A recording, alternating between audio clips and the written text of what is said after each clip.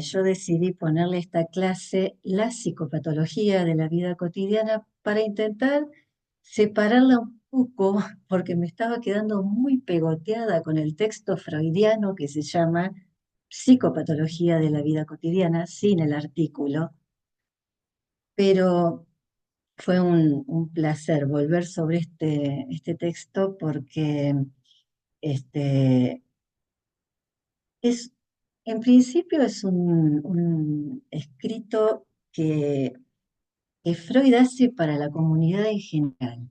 Decía, no es un escrito dedicado específicamente a psicoanalistas o psicoanalistas en formación, sino que es un texto que va a hablar de algo que nos pasa a todos. Es decir, bueno, ya me meto en el tema. Eh, ¿Por qué Freud escribe la psicopatología de la vida cotidiana? Habla sobre este tema en un texto que me puse a investigarlo un poquito. eh,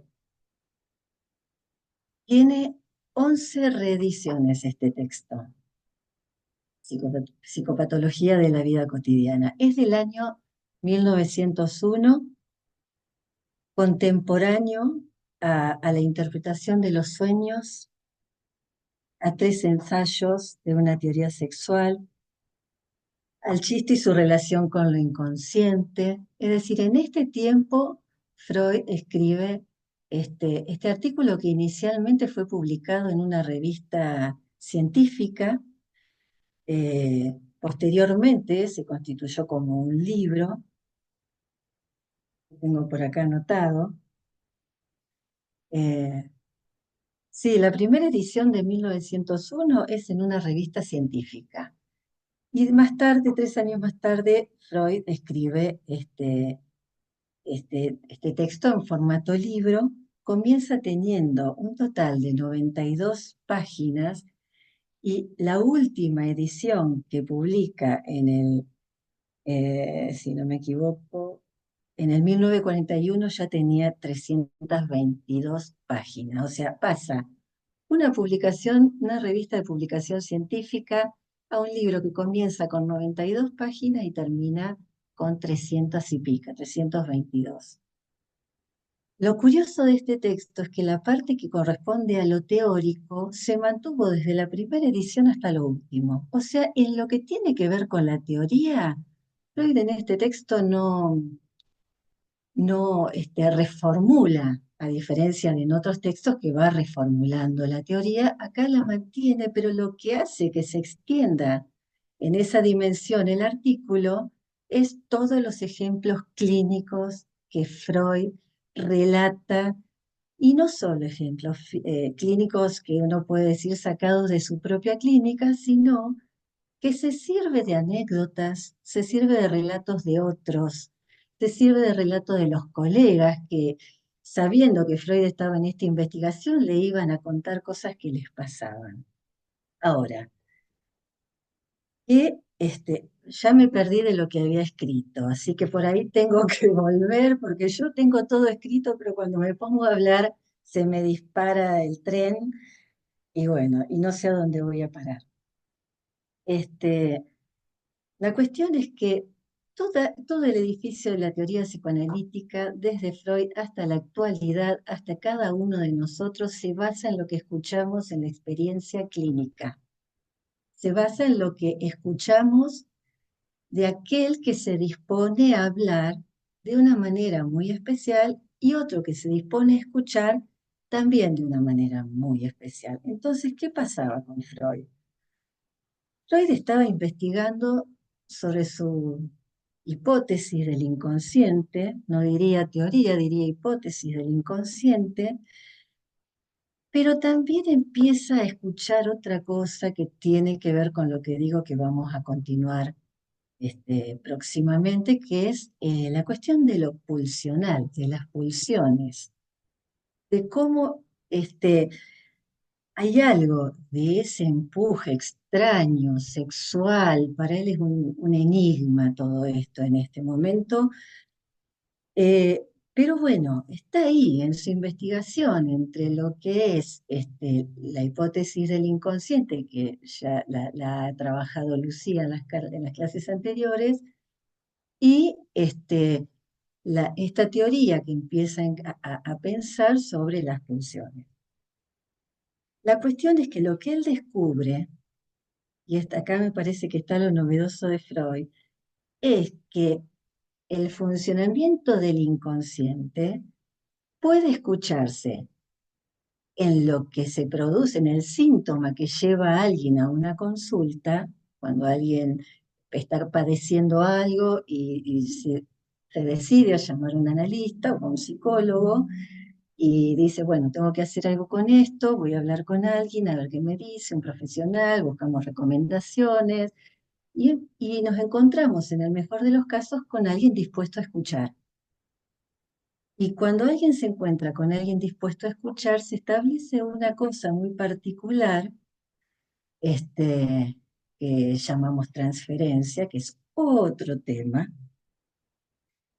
y esto es lo que posibilita que de alguna manera el inconsciente se presente en el dispositivo analítico bajo una forma que llamamos formación del inconsciente. Pero lo que Freud descubre en esto que él empieza a escuchar de estos relatos y estas anécdotas es que hay otros fenómenos que también son formaciones del inconsciente, pero que a diferencia del síntoma no se padece, no se sufre. Nadie decide ir a un analista por un sueño, salvo que sea una pesadilla que atormente, se repita y qué sé yo, que en algún punto pase a ser un padecimiento. Pero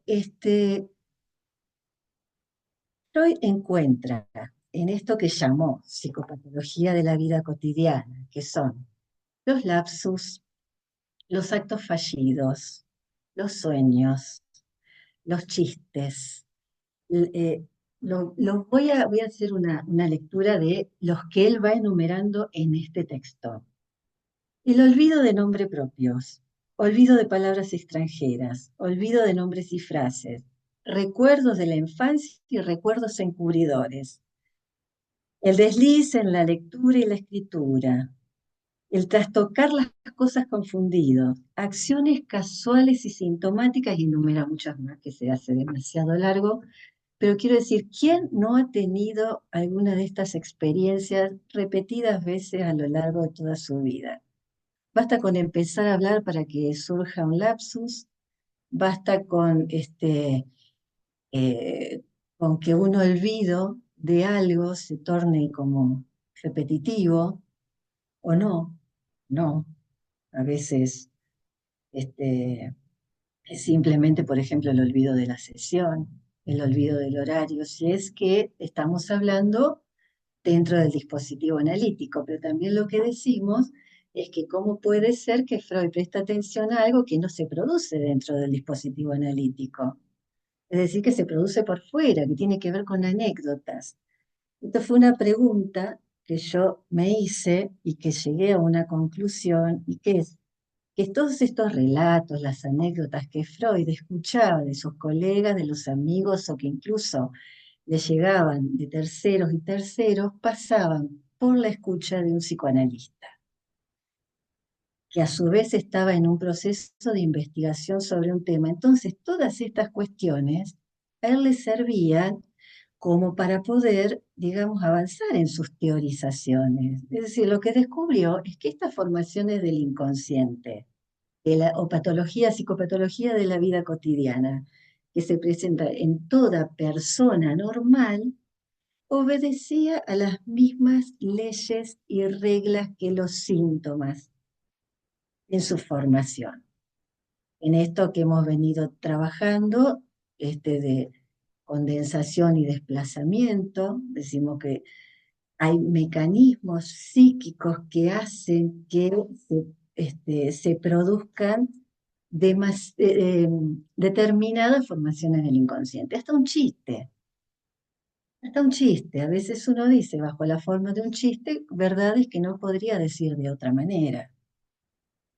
o el sueño, ¿no? Un sueño pero es una producción subjetiva, podría decir, del sujeto, en donde se desliza alguna verdad inconsciente que no podría de ninguna manera pasar a la conciencia si no se debilitaran las barreras psíquicas.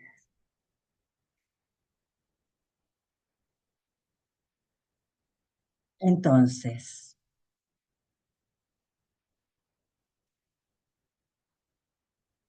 ¿qué es lo que hacía Freud? Eh, Freud ha analizado personas hasta en el tren, no por llevar adelante un análisis tal como lo entendemos en este momento cuando hablamos de un tratamiento psicoanalítico. Cuando digo que ha analizado es porque ha escuchado a alguien hablar, le ha pedido que asocie, que diga lo que se le ocurra, que de esa manera se puede arribar a alguna verdad inconsciente y gracias a que eso se produjo, a que se estableció ese vínculo, podría decir transferencial, es que hay algo se ha podido leer e interpretar de eso que esa formación del inconsciente está queriendo decir. Eh, entonces, ¿por qué para mí este texto tiene la importancia que tiene?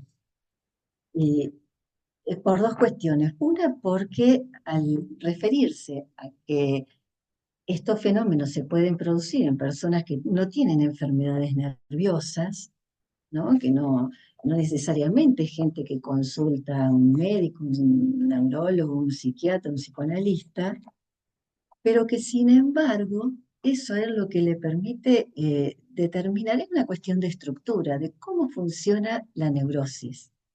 O sea, en el mejor de los casos, todos somos neuróticos. Y esto no quiere decir que tenga que ver con una enfermedad o no. Es una estructura. Y ahí ya marca una, digamos, una ruptura fundamental con lo que era el pensamiento científico de la época. O sea, pensar en la neurosis como una estructura psíquica ya pone, digamos, es más complicado el diferenciar la salud de la enfermedad, por ejemplo. ¿Quién puede decir quién está enfermo y quién está sano? ¿No? Por lo menos nosotros, desde el psicoanálisis, no centramos nuestra atención en eso, o sea, sino en escuchar qué es lo que ahí se está jugando, escuchar qué es lo que esas formaciones del inconsciente dan a señalar, dan a mostrar, dan a escuchar, este, y qué bueno, y que hay manifestaciones, formaciones del inconsciente que no necesariamente se padecen, que son, digamos, enigmas que se nos presentan y en el mejor de los casos, y sobre todo cuando se está en análisis, es una oportunidad para seguir avanzando en el análisis. No es más que eso. No sé cómo estamos de tiempo. ¿Cuánto tiempo tengo, Ale? Porque no me quiero pasar ni me quiero poner demasiado No, estás pesada. bien, estás bien, son 8 Estoy menos 10. bien. Perfecto, bueno, entonces sigo. Eh, hay dos ejemplos. Uno es un plomazo, muchos ya lo conocen, que es el ejemplo del olvido de, no, un olvido de nombre que em, produce el mismo Freud. Freud es quien se olvida de un nombre y hace todo un desarrollo y un análisis de ese olvido, que es Signorelli. Y otro caso, me parece mucho más interesante, porque Signorini es el, digamos, el más trabajado, quizás el más conocido, pero también es medio difícil y medio plomazo, y entonces a mí se me ocurrió compartir con ustedes otro ejemplo clínico. Les decía que este texto está lleno de ejemplos clínicos y está muy bueno y es muy interesante porque nos permite ver en esos ejemplos, digamos, lo que Freud está tratando de transmitir de lo que él va, digamos, aprendiendo en el desarrollo de su investigación, ¿no? Va haciendo como ciertos abrochamientos, si se quiere. Entonces, una de las cuestiones que Freud advierte en estos fenómenos que se producen bajo la forma de lapsus, fallidos, olvidos, es lo voy a decir así y tómenlo con pinzas, la naturaleza sexual. Lo que quiero que tomen con pinzas es lo de la naturaleza, porque está muy lejos la sexualidad de lo natural, pero quiero decir la marca sexual que tienen estas formaciones del inconsciente. Y detrás de esa formación del inconsciente siempre hay una connotación sexual que ha sido reprimido y que ha pasado bajo la forma de un equívoco, por ejemplo, a la conciencia. Un paréntesis en este punto antes de adentrarme en la lectura del ejemplo. Eh, Ay, ahora se me fue. Bueno, no importa. Ya me va a volver. Estaba hablando este, de las formaciones del inconsciente. Bueno, de la connotación sexual. De la connotación sexual. eh, Hay algo ahí que, bueno, que pasa de manera desfigurada, como si fuera una equivocación. Pero lo que hace de una simple equivocación una formación del inconsciente es lo que viene después de lo que se dice. Por ejemplo, si uno equivoca una palabra o uno olvida una palabra, este, lo que viene tras el equívoco como asociación libre, como esto, bueno, diga todo lo que se le ocurra para poder entender qué significa esta formación del inconsciente o qué es lo que el inconsciente está ahí manifestando en esa equivocación, es necesario que de eso se hable, que de eso se diga, porque si usted no me dice nada, no hay forma de que esto sea una formación del inconsciente. Va a ser un equívoco y nada más, como nos ocurre en la vida cotidiana. Cuando uno en una reunión de amigos se equivoca, no se pone a ver qué quise decir con esta equivocación. Es un trabajo del análisis, ¿no? Estemos en la sesión con nuestro analista o estemos en nuestra casa pensando. Ya es el psicoanálisis ahí funcionando. Pero bueno, eh, podemos decir entonces que podemos hablar de formación del inconsciente cuando se produjo una línea asociativa y de eso se pudo, en el mejor de los casos, leer algo, ¿no? Interpretar algo, digamos. Bueno, voy a tener que ponerlo. Ahora sí, dice Freud en el capítulo número 9 de este texto que se llama Acciones casuales y sintomáticas. Miren qué lindo título.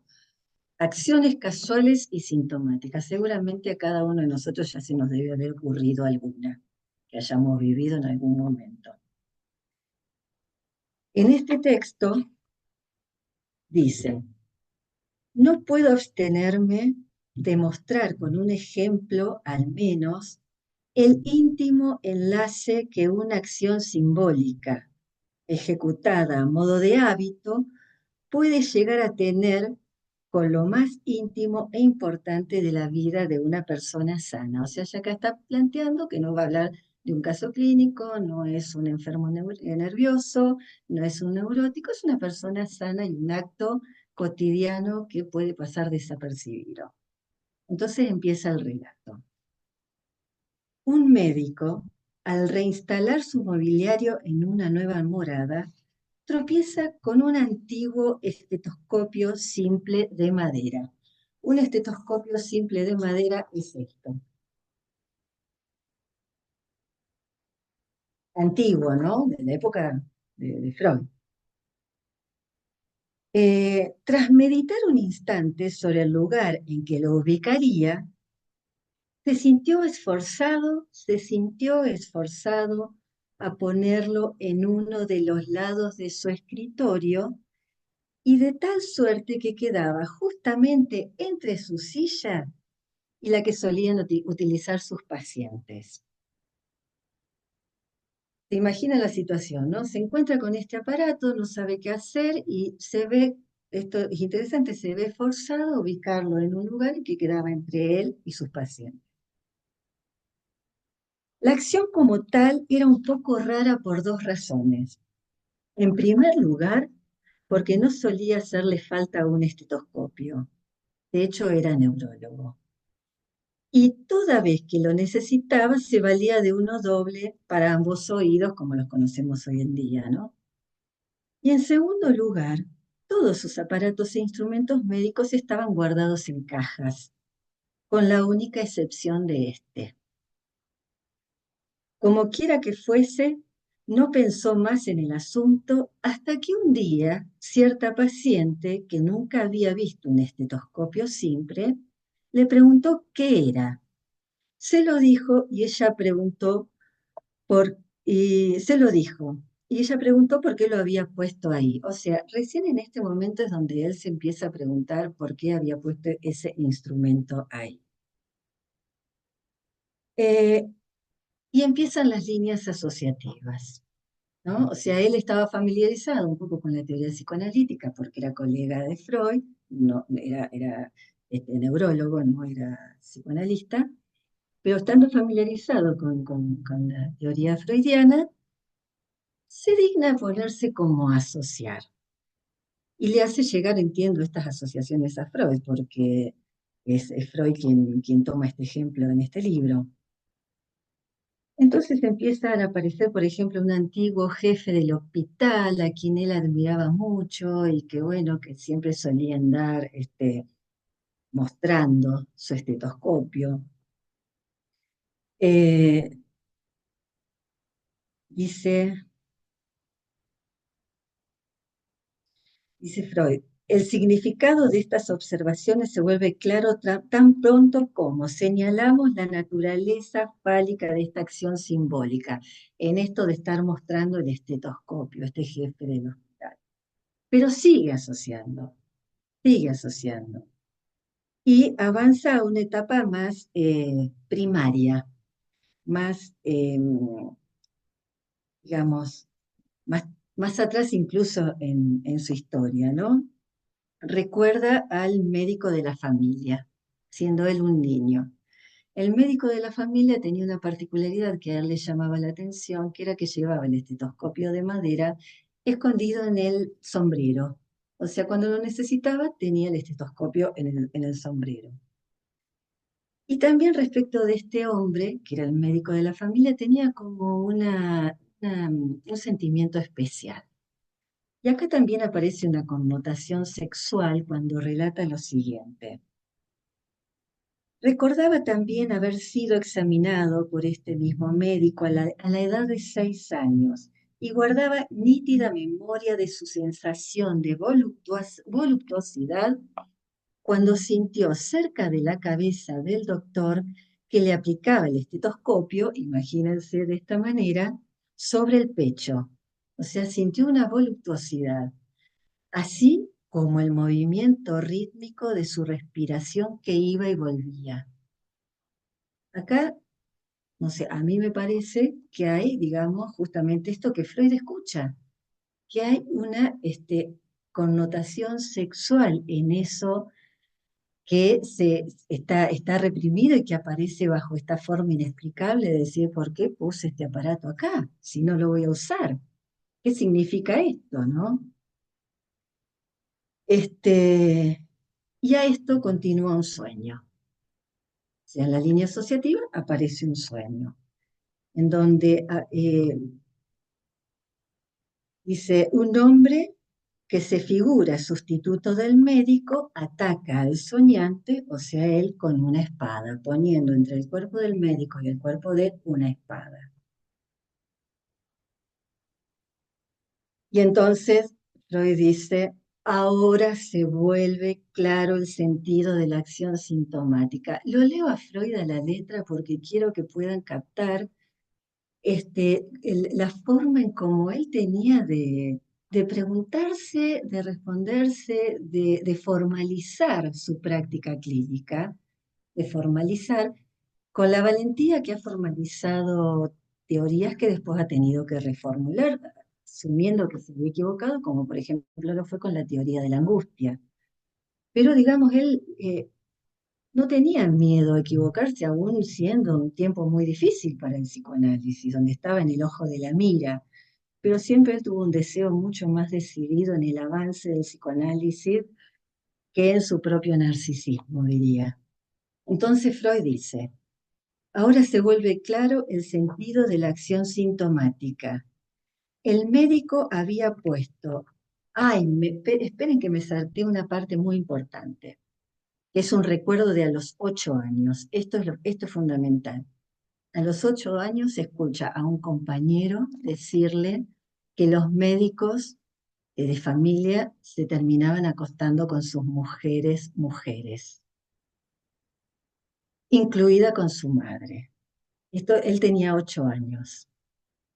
Entonces, dice, el médico había puesto el estetoscopio simple entre él y sus pacientes mujeres, tal como la espada del sueño entre el cuerpo de uno y el cuerpo del otro, eh, señalando a la mujer que no debía tocar. La acción fue una formación de compromiso, ¿no? O sea, la mujer a la que no se puede tocar es a la madre, pero en este caso eran las pacientes mujeres. La acción fue una formación de compromiso, ¿no? Ahí está, una formación del inconsciente, un síntoma, una formación de compromiso.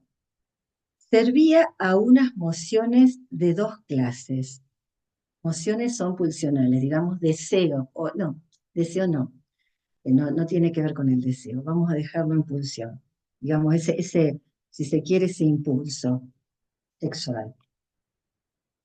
La acción fue una formación de compromiso, servía a unas mociones de dos clases. Ceder en su imaginación al deseo sofocado de mantener relaciones sexuales con alguna paciente atractiva, por un lado, pero al mismo tiempo recordarle que ese deseo no podía ser realizado, ¿no? Dice, un ensalmo contra las tribulaciones de la tentación, termina Freud este ejemplo, que está en la página 192. Es decir, podríamos decir, una interpretación, porque también es esto, es una interpretación, no quiere decir que sea la interpretación. La interpretación completa y total y certera, digamos, es una falacia. Pero bueno, acá Freud arriesga una interpretación, que es esto, ¿no? Como que el estetoscopio puesto ahí le recordaba a él, por un lado, un deseo y por otro lado, su prohibición. Las dos cosas, ¿no? Es el falo, es sí y no al mismo tiempo. De hecho, el aparato tiene una forma, ¿no?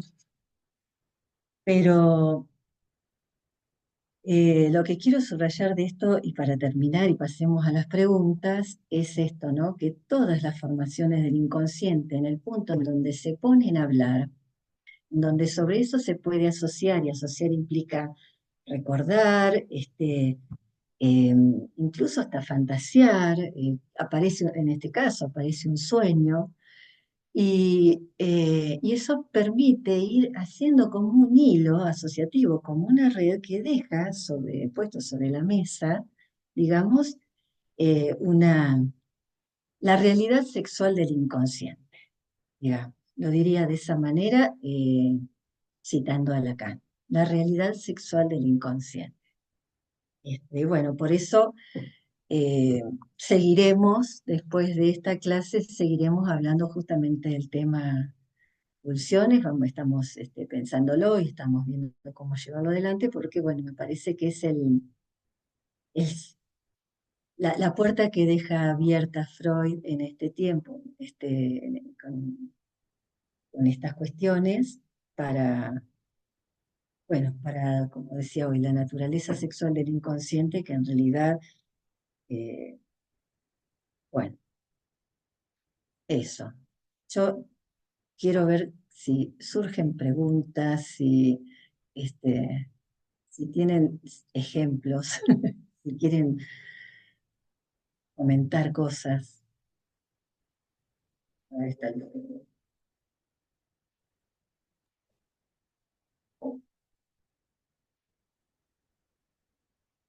Es un texto muy lindo y Mm. muy entretenido y muy para leer, si se quiere, incluso como si fuera una novela.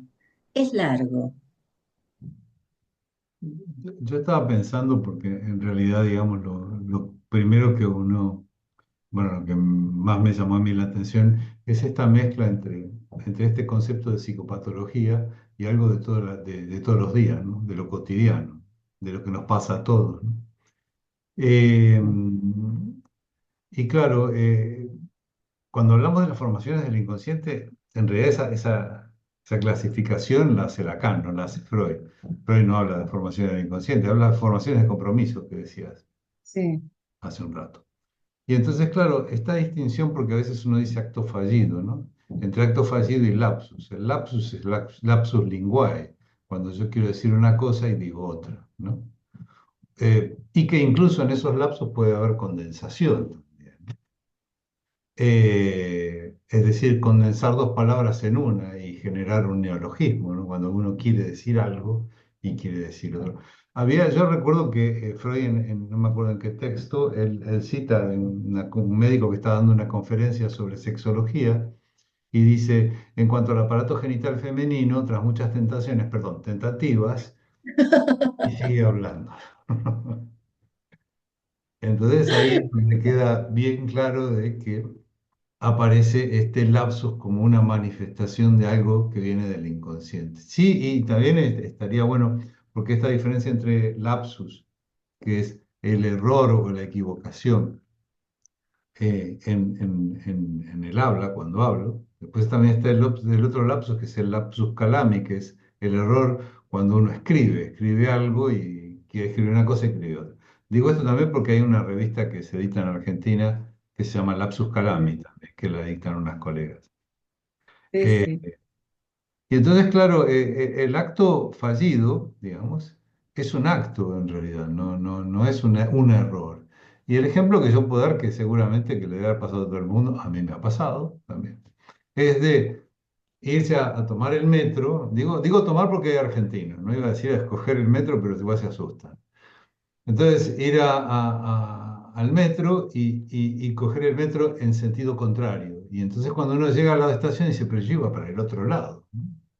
Entonces, ahí queda claro que es un acto fallido y que sí, me parece interesante que Lacan lo revierte, la forma de decir, y en vez de decir acto fallido le llama acto logrado y no acto fallido, porque en realidad desde lo inconsciente el acto se logró, no es que fue fallido. Lo inconsciente logró llegar hasta lo consciente mediante ese acto, ¿no? Tal vez Mira, cuando tengo, me fui para el otro lado, no quería ir a donde quería ir, entonces me fui y tomé el metro en el sentido contrario, ¿no? Los siempre recuerdo políticos, un, los políticos nos llenan de ejemplos pero nos llenan de ejemplos de lapsus. O sea, Sí. solo de Rajoy tendríamos, pero si agarramos YouTube, tendríamos Bueno, 30 ejemplos por lo menos. hubo un argentino que dijo en medio de no me acuerdo quién era, ¿no? En medio de una arenga política, dijo, entre liberación y dependencia, nosotros elegimos dependencia. mira, me acuerdo de una paciente que se quejaba mucho de su padre, estudiaba en La Plata, era del interior y el padre la volvía loca, la llamaba todo el tiempo, ella le hacía de psicóloga al padre. Entonces, un día viene a una sesión, no era angustiada, era como, sorprendida. Más que angustiada, era sorprendida porque en medio de una discusión con el padre, en donde termina cortándole y en una situación súper angustiante, le escribe al novio toda su queja y su angustia, y cuando pone a enviar, lo manda el primero que tenía en los contactos, que era el padre. Le mandó todo el vómito de bronca, de angustia, un acto logrado. Dijo lo que tenía que decir en el lugar donde lo tenía que decir. Bueno, pregunta. Bueno, aparte, hola Alfonso, que ya había avisado que Hola, ¿qué tal? iba a Me llamar. Ah, incorporo ahora. ay, ¿Qué tal? hola Alfonso, voy a Hola, poner, Claudia. Ya estoy con vosotros. Ujú. Bueno, yo creo que actos fallidos, creo que si le preguntamos a cada uno de los que está acá, nos va a contar alguno. Es decir, esta psicopatología de la vida cotidiana no escapamos, no escapa a nadie. nadie. Los WhatsApp dan para bastante también, ¿eh? Y los WhatsApp, de verdad, Esto Lucía. de mandar una cosa a un grupo o a una persona cuando uno se lo quería mandar a otro. Va, otro. Qué peligro, qué peligro. Y los WhatsApp a veces te da tiempo a corregir, pero los mails cuando salen ya están lanzados. El Los problema mails, es que igual se chiva porque pone eliminaste mensaje, es ¿no? eso.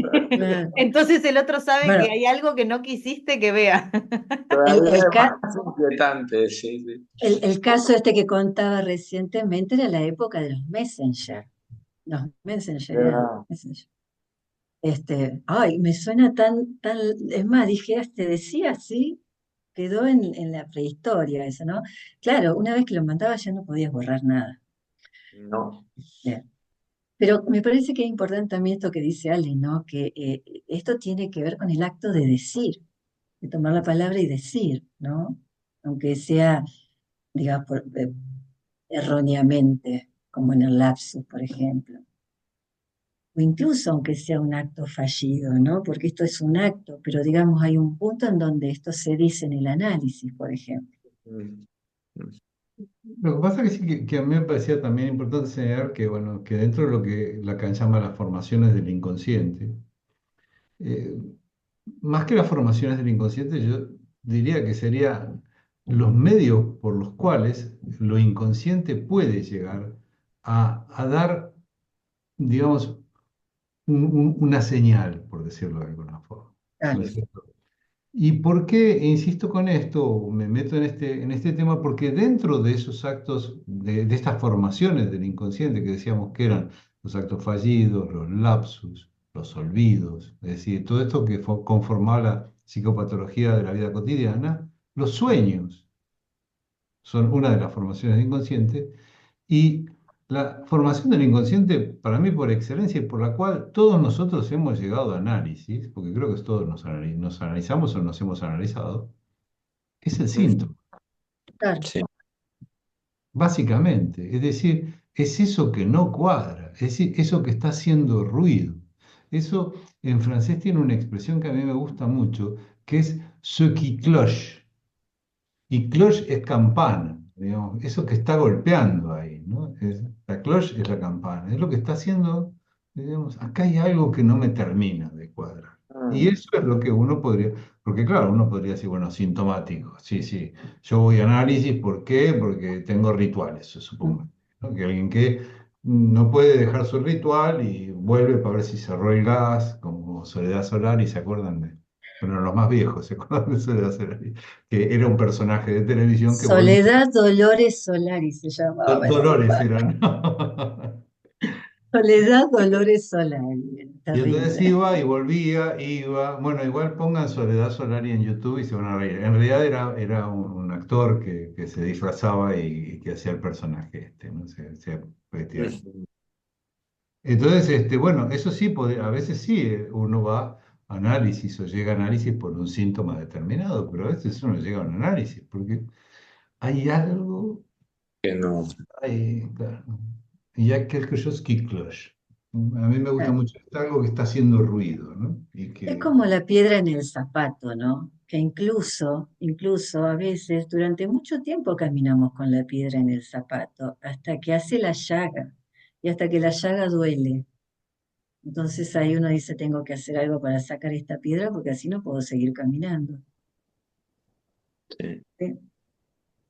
Quizás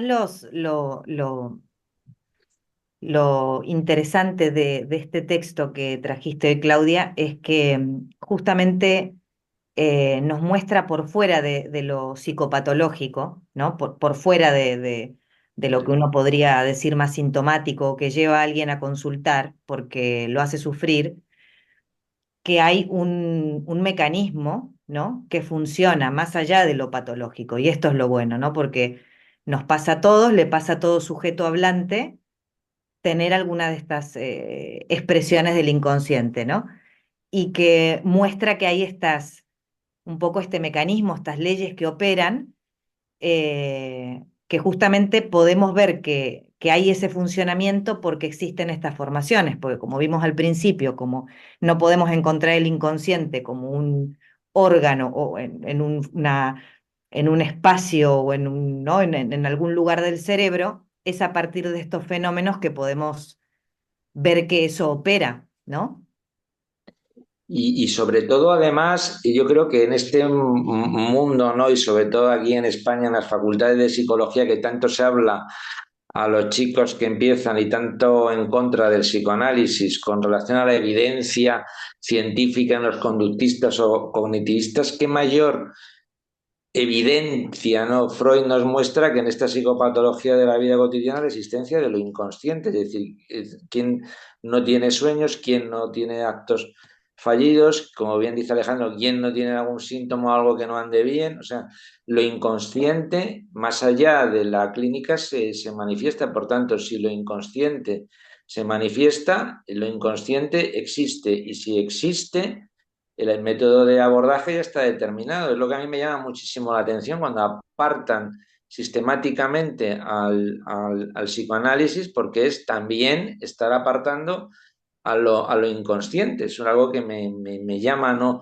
Muchísimo la atención, ¿no? En estos tiempos que están corriendo, es decir, es apartar a personas que se están formando en cuestiones de lo psíquico, sean trabajadores sociales, salud mental, psicólogos, radicalmente del psicoanálisis, que sería como decir que estamos apartando a un físico de que estudie los átomos porque no lo ven o no lo consideran que está y nada más vemos la manzana que cae. No, Yo creo que lo esta que, psicopatología de la vida cotidiana, que yo no he podido escucharte, Claudia, lo escucharé en el vídeo, me parece absolutamente brillante que Freud lo traiga como una, yo no sé, yo diría evidencia. sí, lo que pasa es que no debemos olvidar, Alfonso, que el inconsciente siempre ha sido muy resistido. O Sí, sea, Claudia, resistido, pero eh, más ahí que lo tenemos. bueno, pero viste que no hay peor ciego que el que no quiere ver, dice el dicho, ¿Verdad? ¿no? O Más sea, ciego que el que no quiere ver, ¿no? Bueno, claro, que no sé, que igual una... a mí me gustaría, digamos, también señalar que, bueno, es cierto que nosotros idealizamos mucho a Freud y a Lacan, ¿no? Pero yo creo que quiero señalar que no es casual que lo idealicemos, ¿no? Es decir, hay algo por lo cual lo estamos idealizando. Es decir, Claro, la coherencia y digamos, la solidez de la exacto. propuesta hace que uno tiende a idealizarlo. Pero yo lo que quería señalar era porque algunas de las cosas que yo estaba tratando de pensar, de acuerdo a lo que nos había hablado Claudia, era que fíjense que este tema de equivocarse con algo y decir y hacer y crear un neologismo y juntar una cosa con la otra, no es otra cosa más que algo del proceso primario, un desplazamiento o una condensación. Y fíjense que no estamos durmiendo, estamos despiertos. Ahora, Tal cual. otra de las cosas que también quería señalar es esta, cuando hablamos de lo inconsciente, antes de Freud ya se hablaba de inconsciente, no se hablaba del inconsciente como una instancia, que eso sí se lo debemos a Freud. Pero Freud produce muchos vuelcos, muchas inversiones, dar vuelta a las cosas. Y lo que para mí es novedoso de Freud es esta inversión en el sentido de que lo inconsciente está determinando a nuestro actual, a lo consciente. Claro. Cosa que antes de Freud no se lo pensaba de ese lugar. Entonces, por eso es cuando se dice que Freud, y creo que lo dice él en alguna conferencia, él produce digamos, una revolución copernicana, digamos, en el sentido de que ya no era, digamos, el hombre, el ser humano, el dueño de sus actos, sino que sus actos estaban determinados por algo que Él no conocía y no sabía. Y lo mismo produce un poco Lacan en en la primera etapa, ya les vamos tirando así de a poquito a Lacan, cuando produce esta inversión de significante-significado, ¿no? Es decir, a partir desde un concepto que es lingüístico, que dice que para un significante hay un significado, ¿no es cierto? Es decir, el significado y el significante son indisolubles, él lo invierte y dice acá lo más importante es el significante, y para un significante puede haber miles de significados, ¿no es cierto? Y esta es otra de las inversiones, ¿no es cierto? Y los aportes novedosos que hace el psicoanálisis. Por eso a mí me parece importante señalar esto, ¿no? Y otras cosas que también que me acordaba cuando estabas hablando, es algo que él dice con respecto a los sueños, ¿no es cierto? En una conferencia, creo que del 15 o del 16, de Introducción al Psicoanálisis, cuando dice que, bueno, que un sujeto viene a análisis con un sueño y que cuenta el sueño y no sabe qué quiere decir. Y entonces Freud dice, se equivoca, él sabe. Lo que pasa es que él no sabe que sabe. Claro. Esta frase tan famosa que nosotros los psicoanalistas la repetimos mucho, el sujeto sabe pero no sabe que sabe, yo a veces la tomo para señalar que todo aquel que haya pasado por un análisis ha producido un cambio. Él sabe que no sabe, pero sabe que sabe. A diferencia de cualquier otro, digamos, que no ha pasado por un análisis, lo sabe, pero no sabe que sabe. Nosotros sabemos y sabemos que sabemos. Y de repente a veces no queremos saber. Y a veces sabemos que no sabemos nada. Sí. No, pero sí, me parece que con este texto Freud trata de llegar a los ajenos al psicoanálisis, hacerles llegar y acercarles algunas de las cuestiones que él está descubriendo, que es que la estructura subjetiva está dividida, ¿no? Está dividida entre lo que conocemos y lo que podemos manejar voluntariamente, que es la conciencia, y otra parte, que es la más importante en el sentido que es, como decía Ale, la que decide los pasos, que es inconsciente, que tiene que ver con marcas reprimidas, pero también tiene que ver con algo originario que nunca va a poder ser puesto en palabras, y que eso nos determina, nos determina. Uno cree que elige para dónde ir, los pasos que va a dar. Cuando llevamos adelante un análisis, justamente lo que el análisis produce es estar más o menos advertido del deseo que nos habita para poder dar esos pasos lo más acorde posibles con nuestros deseos y no con las demandas del otro, por ejemplo.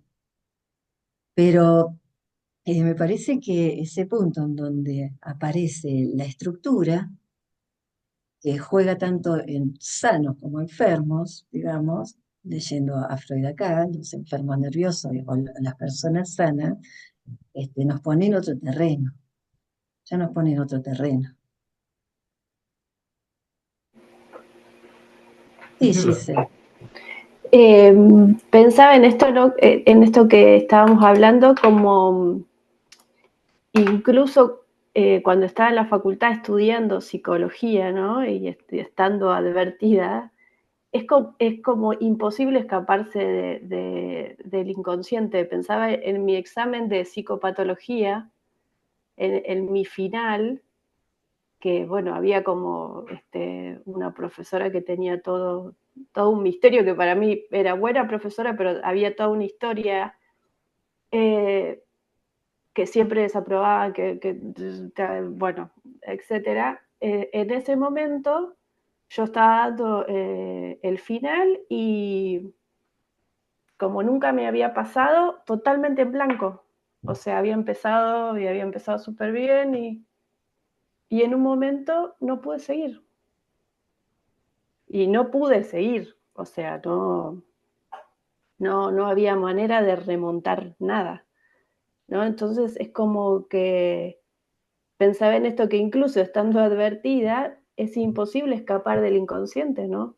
Y ahí había algo mío que quizás se jugaba y que ¿no? Y en esto de no poder, no poder volver, ¿no? Como que ahí es como que estaba, ¿no? Actuando o sea, como que mi inconsciente, no sé, me jugó ahí como una mala pasada, ¿no?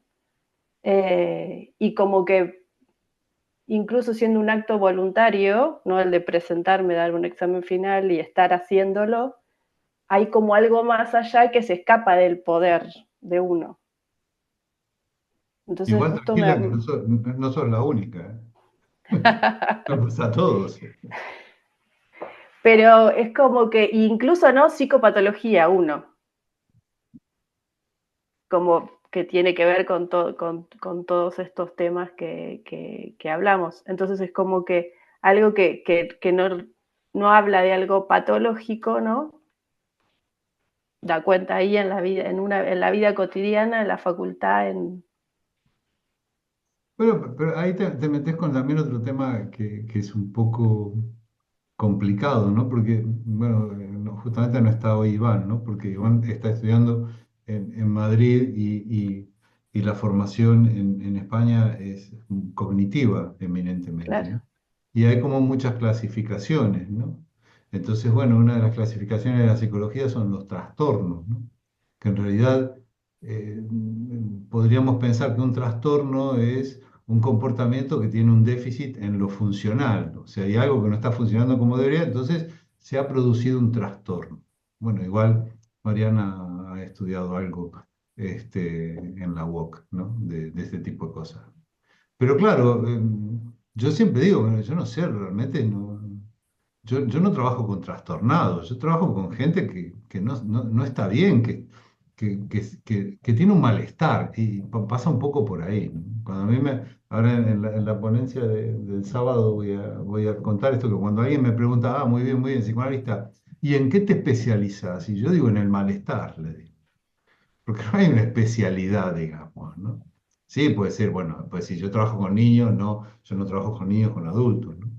Pero lo que hacemos nosotros los psicoanalistas es escuchar ese malestar y es ver qué es lo que no está funcionando.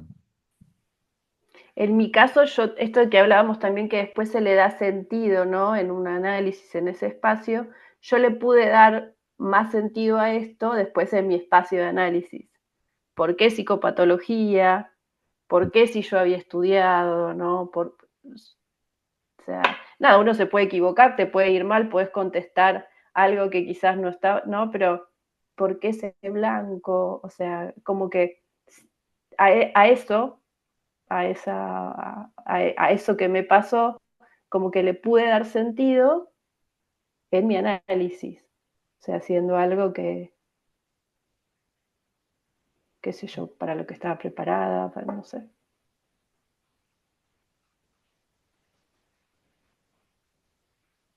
Yo tengo una pregunta sobre lo que has dicho, Claudia, la historia del texto este. Acciones casuales y sintomáticas se llaman, ¿no? El texto. Sí, sí, Y, o sea, como el amigo este neurólogo de Freud, ¿no? En la historia que cuentas del estetoscopio, eh, o sea, lo que entendí es como que al final lo que ocurre es que él tiene como el deseo de acostarse con sus pacientes y se lo reprime, o sea, y esto se lo cuenta Freud, eh, o sea, como que va más allá el caso, o sea, la verdad es que me apetece mucho leerme el texto. Pero bueno, como que va más allá el amigo este, porque como que me parece de repente como muy superficial ese deseo, ¿no? Como que parece que se puede rascar más ahí. sí, no, no, claro, es muy importante la pregunta que vos estás haciendo porque es un punto clave. No es el deseo de acostarse con sus pacientes, es el deseo incestuoso reprimido de la sexualidad con la madre, el deseo incestuoso con la madre. ¿Por qué? Porque viene la liga, por eso digo que justo me olvidó de una de las cosas importantes, que es el médico de la familia. Primero el médico jefe cuando él hace la residencia. Eso remite al médico de la familia y este recuerdo que él tiene digamos, de cierto goce sexual cuando el médico le está escuchando el pecho a él imagínense la escena, ¿no? En ese momento, un niño de 6 años, el médico escuchando con el estetoscopio la respiración en un estado gripal, enfermo, y una sensación de cierta excitación sexual en esa respiración, en ese pelo rozándole el pecho al niño. Eso es un primer recuerdo que viene en la línea asociativa, pero después viene el otro, a los 8 años, ¿Te cuando puedo su... parar? ¿Te puedo cortar un momento? Sí, Porque sí, eso también me pregunté antes, claro, ¿cómo puede ser que o sea, que no dice como qué edad, ¿no? O qué es lo que puede estar ocurriendo en ese momento del estetoscopio, el médico de familia. Porque también como que digo, joder, qué curioso como que le encuentre como una connotación sexual a que le oculten el pecho, ¿no? Entonces, claro, entiendo que también va por ahí, ¿no? O bueno, claro, en el relato es a los 6 años. Y no olvidemos, uno de los descubrimientos de Freud es la sexualidad infantil. O sea, hay sexualidad en la infancia, y acá lo relata de esta manera, dice, guardaba en nítida memoria de su sensación de voluptuosidad. Imaginemos placer, ¿no? Cuando sintió cerca la cabeza del doctor que le aplicaba el estetoscopio sobre el pecho, así como el movimiento rítmico, pensemos la connotación sexual, el movimiento rítmico de su respiración que iba y venía. Esto es un recuerdo desde la adultez de un episodio que, cuidado, otra cosa. Freud en este texto habla, y no lo mencioné, pero es para tenerlo, lo mencioné muy por arriba, de que todo recuerdo es un recuerdo encubridor. Todo recuerdo es un recuerdo encubridor. Dice, o sea que esto que se recuerda desde la adultez sobre ese episodio de la infancia, no necesariamente tiene que haber sido así. Pero no importa, porque no olvidemos que para el psicoanálisis lo importante es lo que se dice, lo que aparece en el discurso. Entonces, avanza un poquito más sobre el deseo incestuoso reprimido, porque la vuelta acá se produce cuando su compañero a los 8 años le dice que todos los médicos se acuestan con sus pacientes. Y lo voy a leer. En verdad, él mismo seguramente daba asidero a tales rumores, y en todo caso las mujeres del vecindario, dentro de las mujeres del vecindario estaba incluida su madre, ¿no? O sea, ahí se hace una conexión entre la madre y el médico que tiene relaciones sexuales. De hecho, Freud dice, tampoco hay duda de que su identificación inconsciente con aquel doctor, el que se folla a todas las mujeres del barrio, fue el motivo capital que lo movió a él a abrazar la profesión de médico. Entonces, y después viene el sueño, ¿no? Y después viene una fantasía también. Bueno, hay ciertos elementos que yo no lo quería hacer demasiado largo. Leerlo en su totalidad lleva 10 minutos. Lo que pasa que yo siempre estoy con que no me quiero pasar el tiempo, quiero dejar tiempo para las preguntas, no quiero copar todo el tiempo hablando. Pero bueno, esto, respondiendo a tu pregunta, Carlos, y no, lo que totalmente. aparece, Sí, sí. ¿se Ahora, entiende, no? ahora entiendo. Es la conexión, el médico que se acuesta con todas las mujeres, incluida su madre, él abraza la profesión de todo inconsciente, o sea, todo esto, eh, como decíamos, son pasos que se deciden sin saber muy bien por qué, ¿no? Y, y bueno, entonces, si él es médico y sus pacientes son plausibles de ser tocadas, porque eso es lo que a él le queda de los 8 años, y ahí se juega algo del deseo incestuoso, mejor poner el estetoscopio en el medio y vos te quedás de ese lado y yo me quedo de este otro, y ese aparato ahí ubicado me recuerda cada vez mi deseo y la prohibición, porque si hay algo que está prohibido es el incesto. Pero si fue prohibido, es porque era posible. Si nadie prohíbe algo que es imposible, ¿entiende, no? Aunque los psicoanalistas decimos que el incesto no es posible. Y también dijiste otra cosa, y perdón, es la última pregunta que tengo. Dijiste algo Sí, así como sí, que está muy lejos la naturaleza de lo sexual. claro, justamente. El ser humano, por ser un ser sexuado, es decir, con todo lo que eso implica de la sexualidad, entra por el discurso. Desde el momento en que hablamos, desde el momento en que somos seres hablantes, dejamos de ser seres naturales, ya estamos en otra dimensión. Por ejemplo, a partir de que hablamos, podemos saber que algún día nos vamos a morir, cosa que los animales desconocen, por ejemplo. Desde el momento en que hablamos hay algo ahí que se juega entre la pérdida y el goce de hablar, ¿no?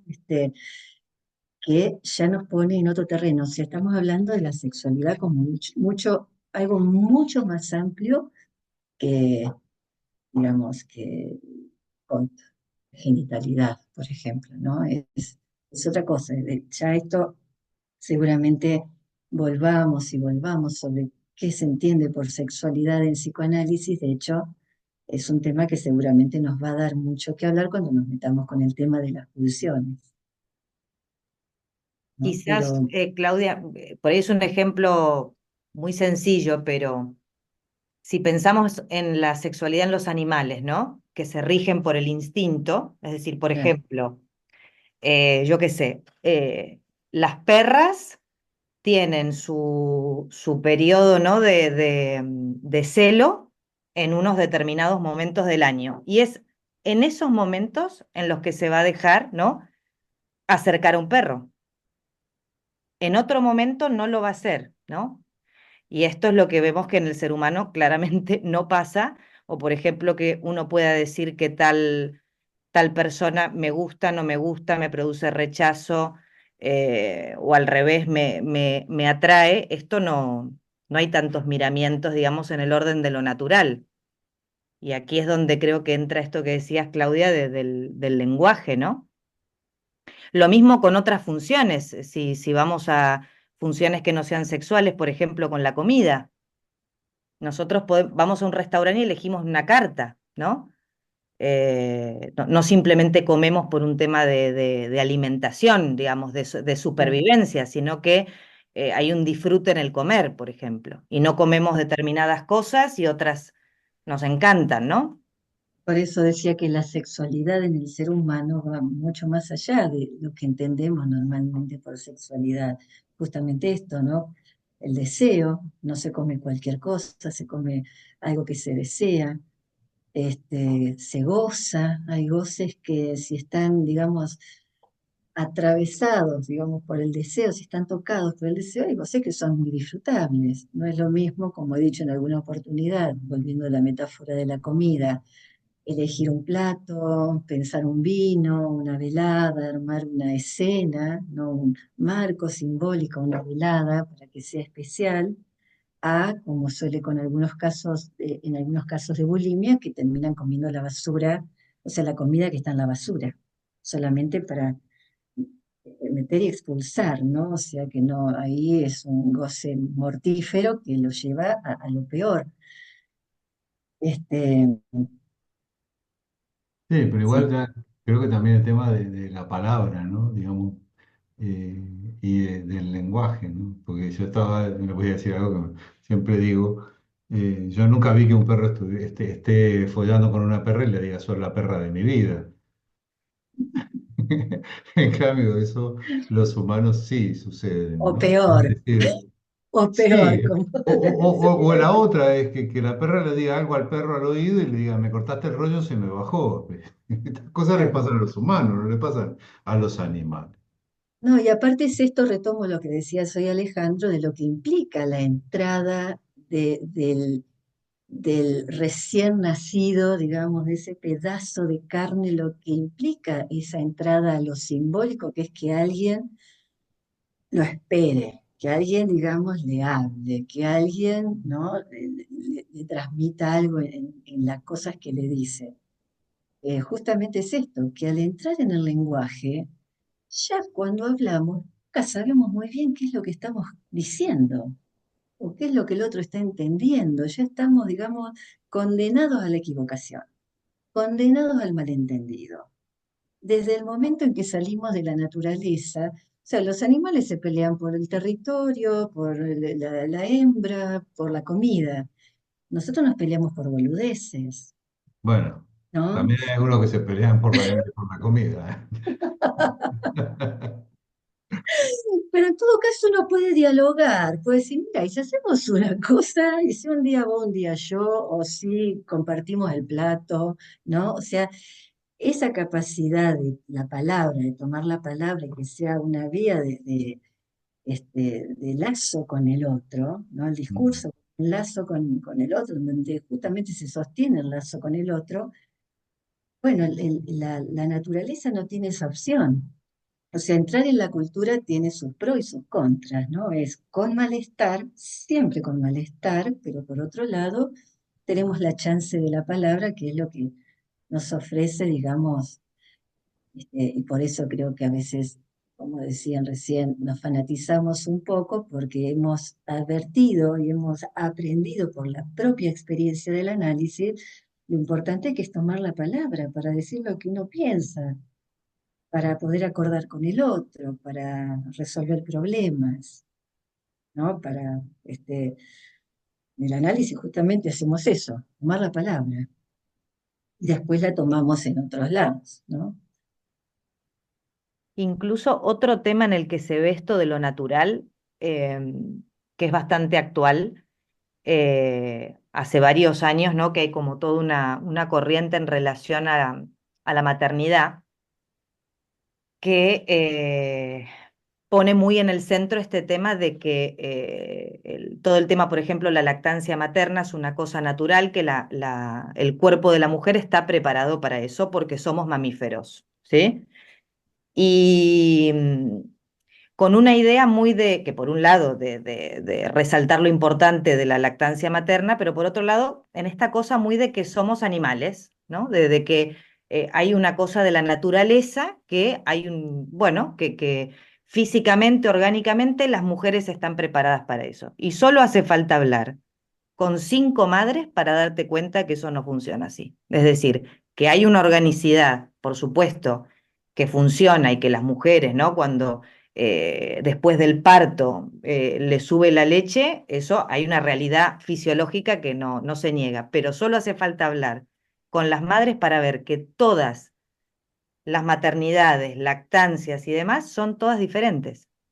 Y hay mujeres que no pueden dar el pecho, pero no por un tema orgánico solamente, por un montón de razones, ¿no? Entonces ahí es como que se ve claramente que aún apuntalado en un cuerpo que tiene un funcionamiento, unos órganos y tal, no todo funciona según lo que uno podría decir las leyes de lo natural o del instinto, ¿no? Esto del instinto materno, que creo que es un enfoque erróneo, lo del instinto materno. Además, cuando hay un montón de mujeres que claramente demuestran que no hay ese instinto, porque hay mujeres que deciden no ser madres, ¿no?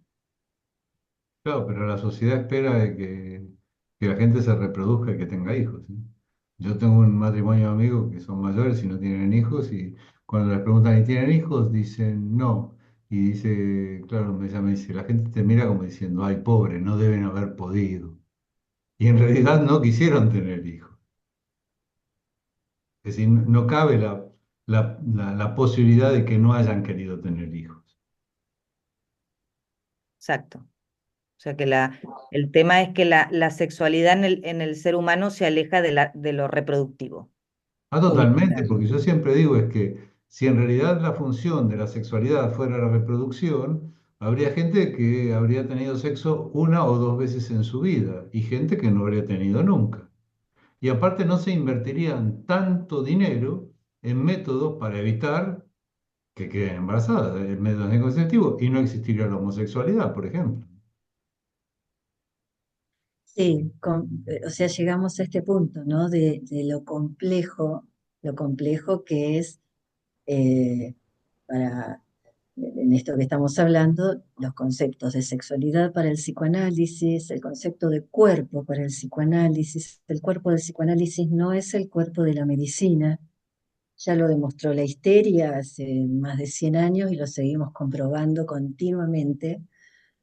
Y, y bueno, y que sostener, decía Ale, el inconsciente existía desde la época de la filosofía y hay muchas concepciones. Lo que pasa que lo que Freud hizo fue de eso una práctica, ¿no? Se sirvió de eso, hizo una práctica clínica fundada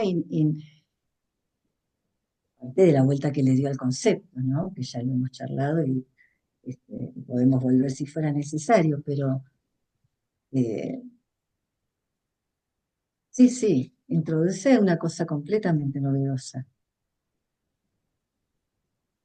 Lo que ha sido muy interesante, Claudia, es cuando has mencionado los recuerdos en cubridores, que es un trabajo ahí muy interesante, ¿verdad? De Freud, la cuestión de la sexualidad infantil, que es algo tan tremendamente, yo pienso, revolucionario, ¿no? En un momento, porque claro, el recuerdo cubridor como tal nos abre el campo de la realidad psíquica y que no todo es lo que parece, ¿no? En un principio. A mí ese tema, ese trabajo de Freud siempre me resultó interesantísimo porque, claro, lo que recordamos, qué es lo que sucedió, qué es lo que pasó, qué es lo que sentimos, ¿no? Porque la sexualidad infantil nunca la podemos tramitar desde la sexualidad adulta, sino es lo que ese niño que fuimos vivió como la sexualidad y está oculto a partir de los recuerdos encubridores, que son los que quedan. El acceso directo a esa Mm. sexualidad infantil no es posible. Está perdido, eso está perdido, Está claro. perdido, está perdido, está perdido. Eso es lo que creo que es muy fascinante, ¿no? En Freud, ¿no? Y que yo creo que hay personas que porque ven la sexualidad infantil de una otra manera, como si se viera desde el adulto, no desde el niño que fuimos. Y eso en los análisis es muy interesante trabajarlo, claro. Y eso los recuerdos encubridores están permanentemente jugando ahí un plano. Claro, porque aparte también clínicamente, esto es un punto crucial. No es lo mismo contar con recuerdos, aunque sean encubridores, que se pueden Exacto. poner a trabajar, asociar, o sea, aportan, digamos, letra, a, por ejemplo, cuando no hay ningún tipo de recuerdo. Hay pacientes que no tienen recuerdos de nada y lo que se hace en el trabajo del análisis es como una construcción. Es ficcionada, como los recuerdos encubridores, que es una ficción, pero digamos, a veces es poner a desmenuzar y a desgranar esos recuerdos para ver qué hay ahí o qué se puede leer ahí, pero otras veces es necesario construir algo, porque es como que no hubiera de dónde agarrarse, ¿no? ¿De dónde tirar? ¿De dónde tirar? Ujú.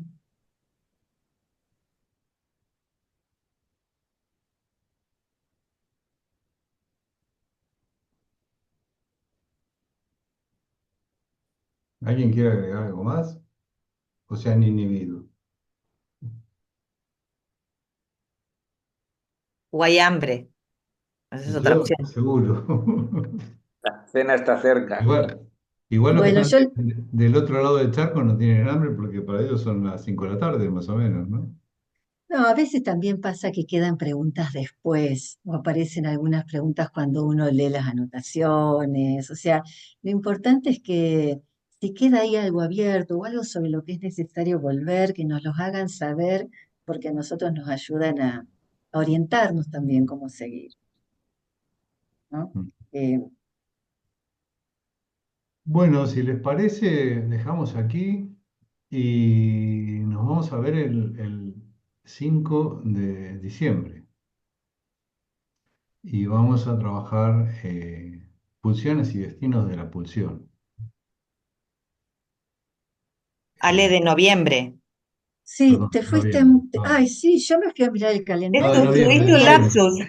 Tienen vacaciones, Quiero que dije. termine el año. Quiero que termine el año. Bueno, muy bien, Ale, qué buena manera de terminar la Hay gente que me clase. dice, bueno, después del coloquio de este fin de semana ya te relajás. No, digo yo. No podíamos terminar mejor Claro, la Un clase de lapsus, psicopatología de la vida cotidiana. un lapsus. con un lapsus fuera de sesión. Ahí está, un lapsus fuera de sesión. Bueno, pero en Nos vemos el análisis. año que viene, ¿no?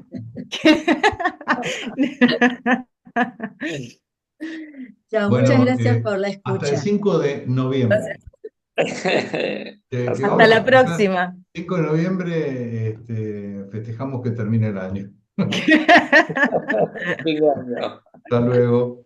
Hasta Muchas gracias. luego. Adiós. Hasta luego, adiós. Gracias. Hasta luego. Gracias.